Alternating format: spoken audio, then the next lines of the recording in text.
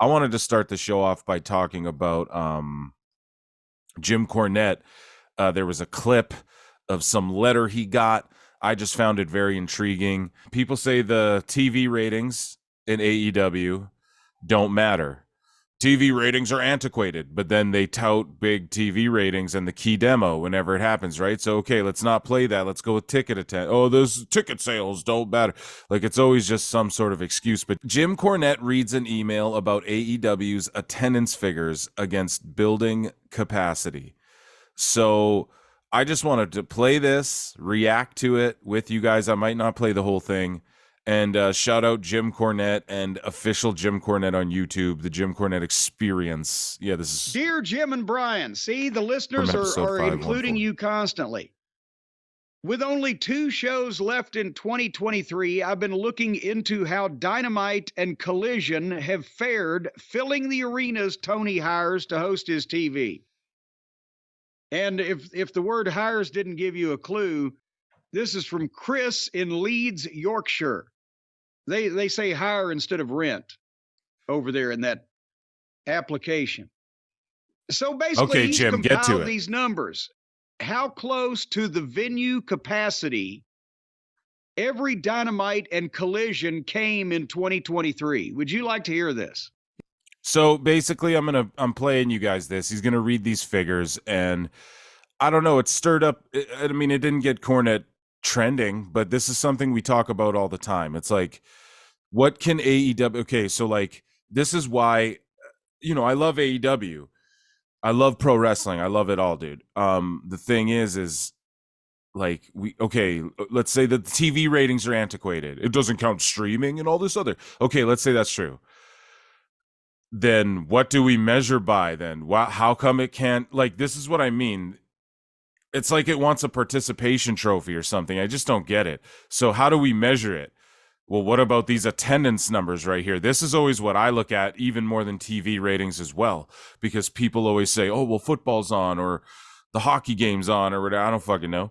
And so there's always like an excuse, right? And all I'm trying to say is, what about these the attendance doesn't lie, right? If people taste the product, it gets bigger and bigger. I don't know. Jim's going to break down these numbers, and this is what usually I go by, is this attendance, right? And so people in the comments will go, well, what about Wembley's attendance? But that's just, it's just a freak thing. Like, WWE's going to Australia. They don't get WWE all the time, so they drew like a WrestleMania almost.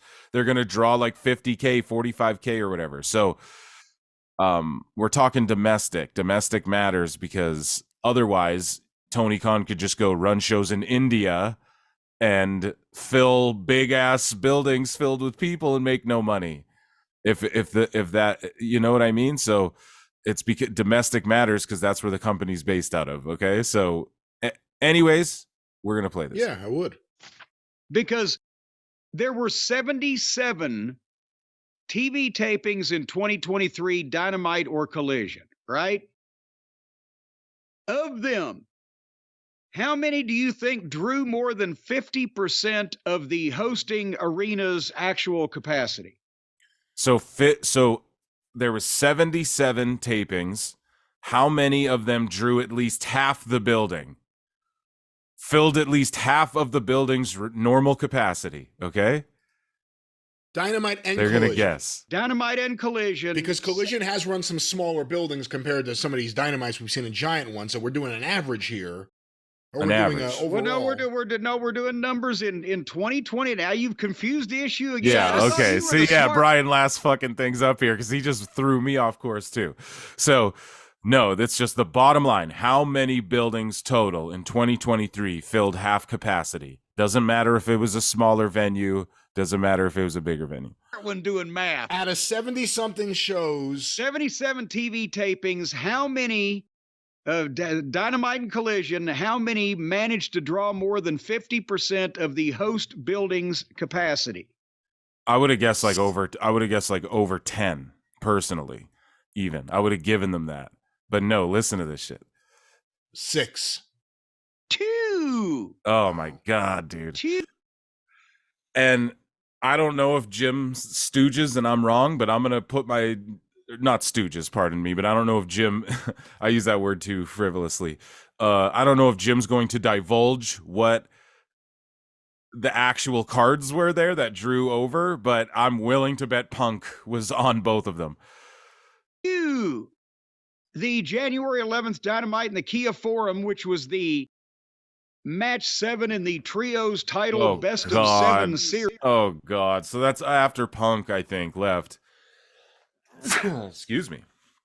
That the Buckaroos, when they made their 6-man belts for themselves and their friends, right? They hit 65% of the Kia Forum. And the June 26th Dynamite where is the Wintrust Arena?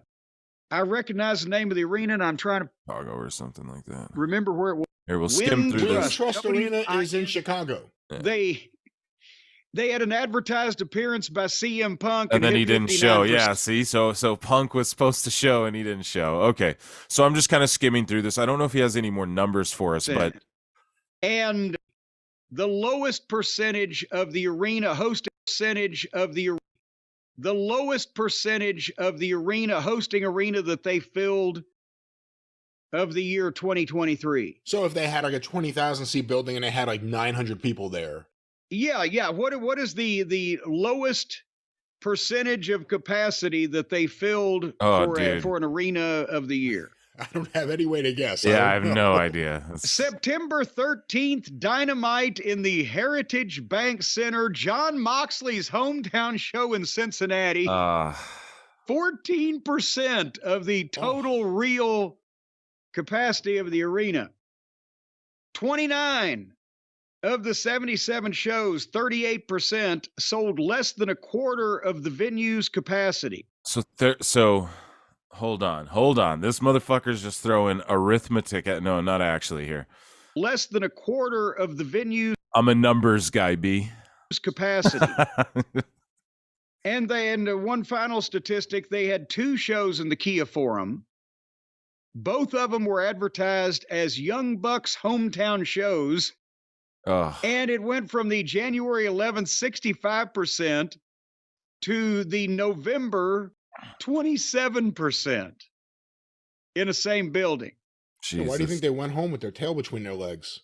They know that they don't even have the fan base anymore. Yeah, so that's one last statistic, as Jim said. So yeah, it's and I'm not going like, oh, fuck them, but like, man, do the smaller buildings or just run out of Daly's place again for a while with the crowd and just build up some momentum, like actually make some cheddar. You know, that's all we're saying, Tony. Like, that's all we want. We just, maybe you'd get a better sleep if you weren't on the road all the time, dude. Maybe, like, you know, we criticized Vince for being hands-on of all of the creative of all of these shows and ripping up scripts last minute.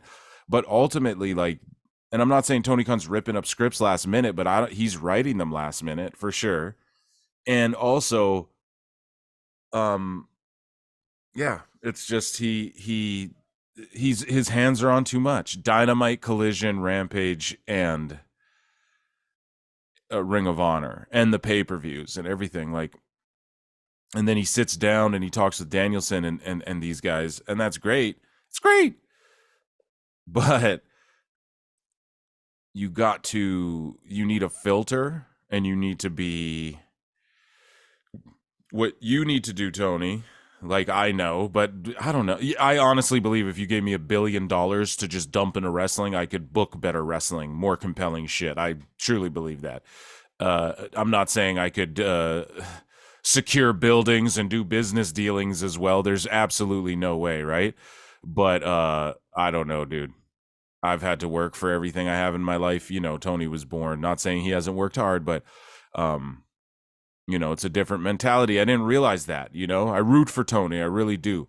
I'm not trying to be a hater with it. I'm really, really not. But he needs to, like, let Jeff Jarrett, which sounds crazy, but just trust me on this. Like, you need to let, maybe not Jeff Jarrett, but someone else write Collision, just write the whole show. And then you, Tony, just come in and go, oh, it's great. Yeah, this is good. yeah, okay, yeah, this is good. And just like dude, that's how the best art is made. And I'm not saying you're not collabing at all, because you are letting wrestlers do whatever the fuck they want. But it's like,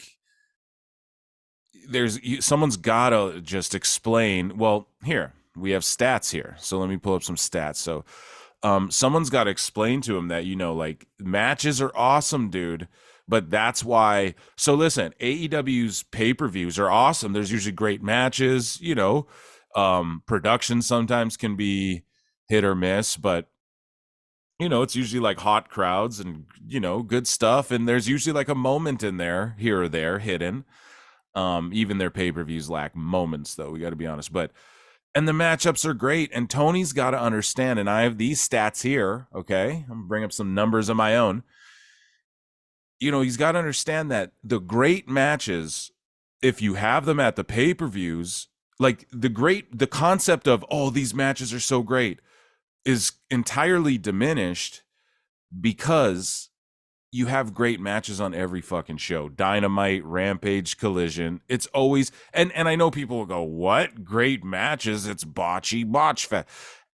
And we're going to talk about Dynamite, but that's what every show is. There's always like one really good match that, like, okay, if you featured this match, or if the whole show was mostly getting people over, story stuff, shorter matches, and then you had this one crazy banger match. Like, every match in AEW goes too long, doesn't get people over. Tony's got 4 storylines. There's, after every women's match, I'm gonna document this. I need one of you PWT. I can't do it. I need one of the beautiful listeners out there, okay, to do your research on AEWs and figure out how many times they debut a woman, or a woman returns, or an angle is with a woman where it's just a walkout or a run out. Like, Athena debuted by walking out after some girls wrestled.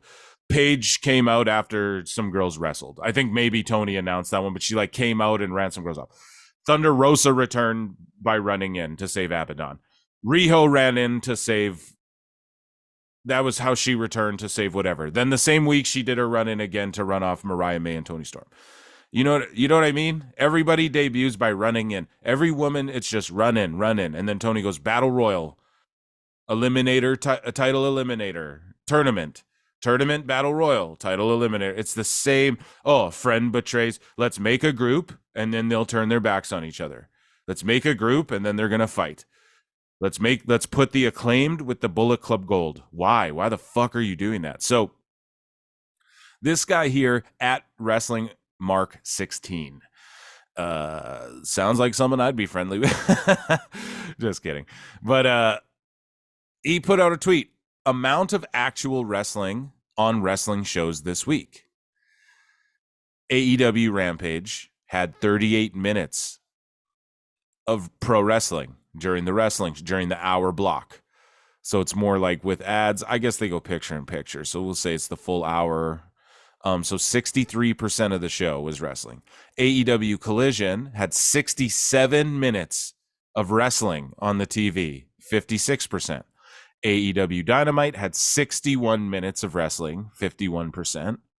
WWE Raw had 60 minutes of wrestling, 33%, in the 3 hours, though.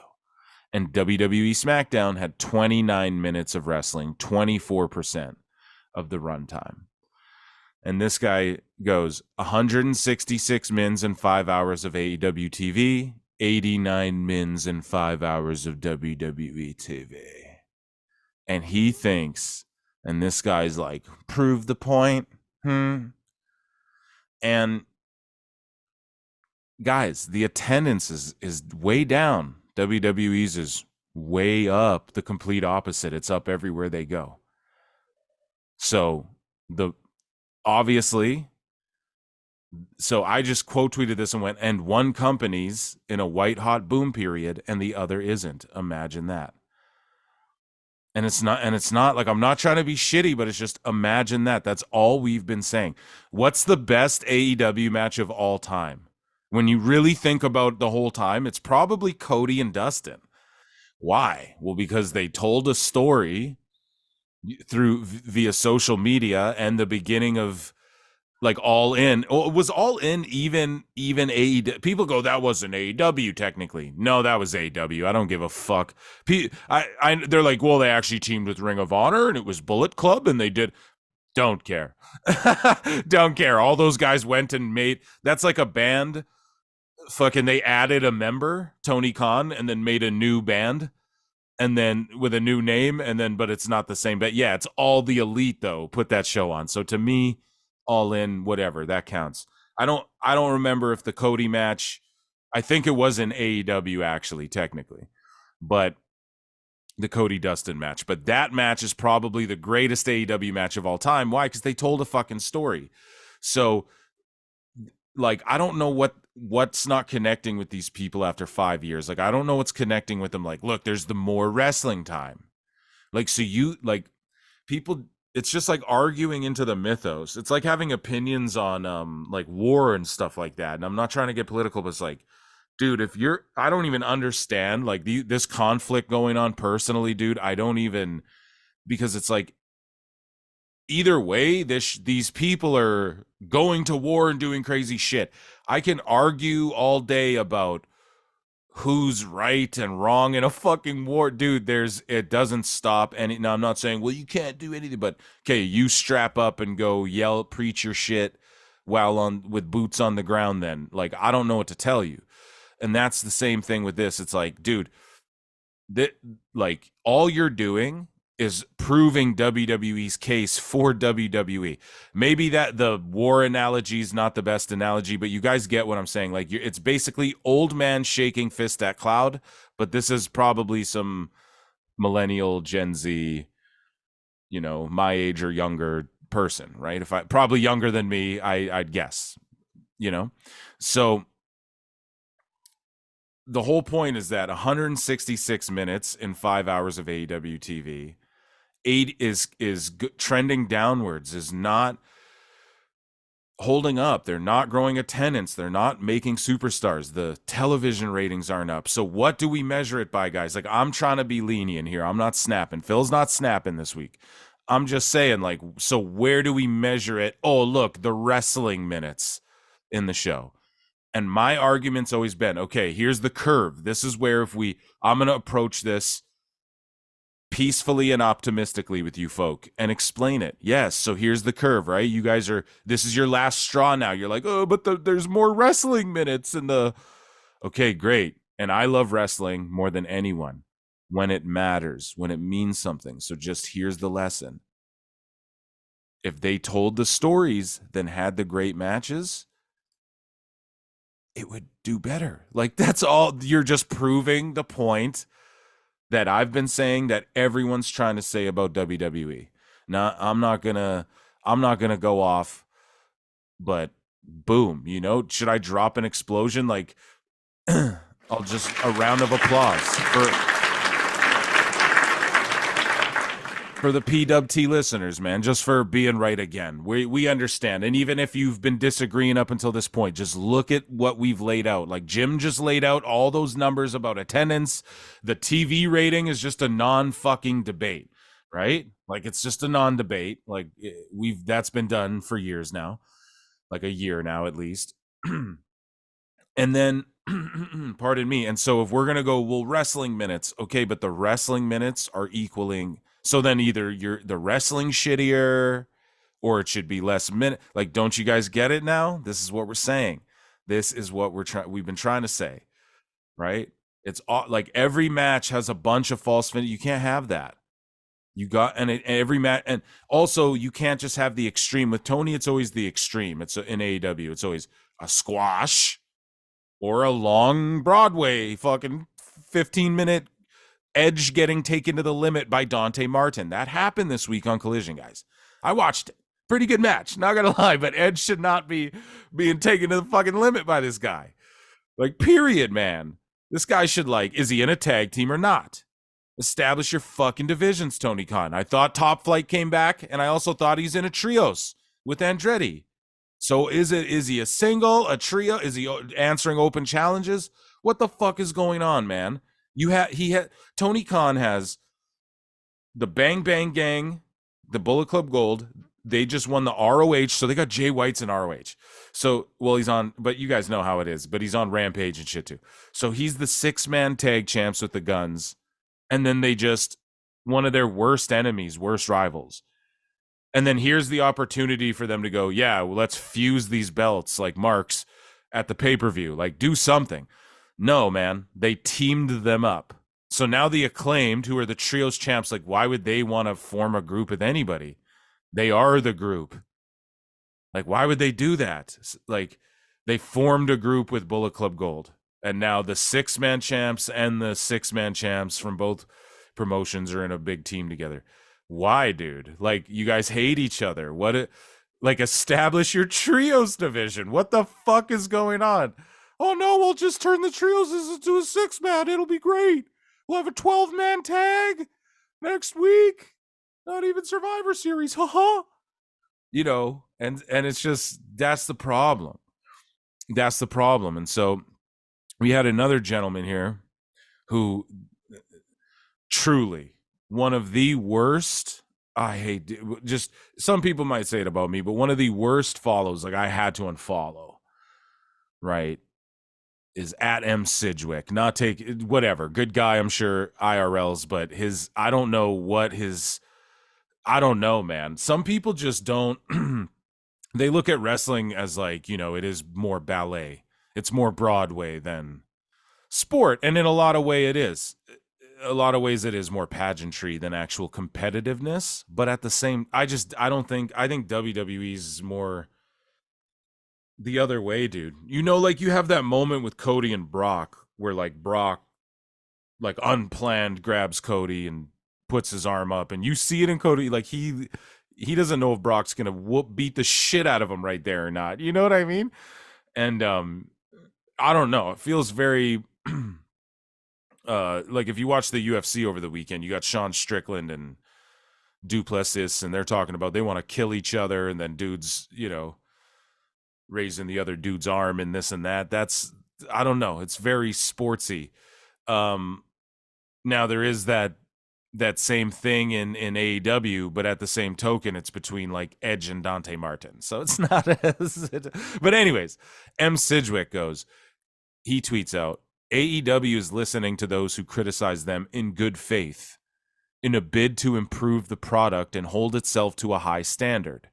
2024 is very promising so far. Vindication. All because Tony Khan brought the ranking system back after the whole Hook 28-1 Jinder Mahal debacle. So this guy tweets this out because Tony Khan goes, I'm bringing back the rankings. AEW is listening to those who criticize them in good faith in a bid to improve the product and hold itself to a high standard. 2024 is very promising so far. Vindication. Dude, what the fuck? And I quote tweeted this and said, yo, this is an entirely false statement. Listening to good faith criticism would be running smaller buildings, TK being less hands-on creatively, and pushing the wrestlers we like, not bringing back a ranking system that means nothing in pro wrestling and that they scrapped once already. Right? Am I wrong there? Am I wrong there, dude? Dummy, yeah. So now vindication. So now Hook, because he beat 20 jobbers, gets a title shot because the ranking system. But then what happens when Okada signs there, if he does, which we'll talk about more in a bit. Okada signs there. He's 0-3 in AEW right now, guys. He lost to Danielson in a match that fell flat as shit. They stuck it at the end of a overly long pay-per-view. And they had a brilliantly technical match that just fell flat as shit because the finish was just, go rewatch it. The crowd was like, okay. And then they just started applauding, you know? And then he lost to Orange Cassidy, I believe, in like a 8-man tag. And then I think he lost to Orange Cassidy again in a fatal 4-way match, if I'm not mistaken. So Okada, you really think he's going to AEW? But if he does, he's a top guy. Is he? Or does he have to win 10 matches to get a title shot? If you actually stick to it and implement it, okay, great. It's great. but they're not going to. Tony already scrapped it because that's just another thing he's got to try and book and fit into this. And then the fans are going to go, but what about that? And then they're going to eat his ass alive. That's why he quit doing it, because his own fans were like, shouldn't this guy get a title shot? And then you have to book based off of everything the fans suggest. Now, one of the things I said in my criticism of Sidgwick was pushing the wrestlers we like. Now, some people might take that as like, oh, but not everyone gets it. They can't push everyone. And that's, I fully wholeheartedly agree with that. Right. And the problem though, that WWE had for, like, okay, they're pushing LA Knight. No, like they've pushed him to main event status. Right.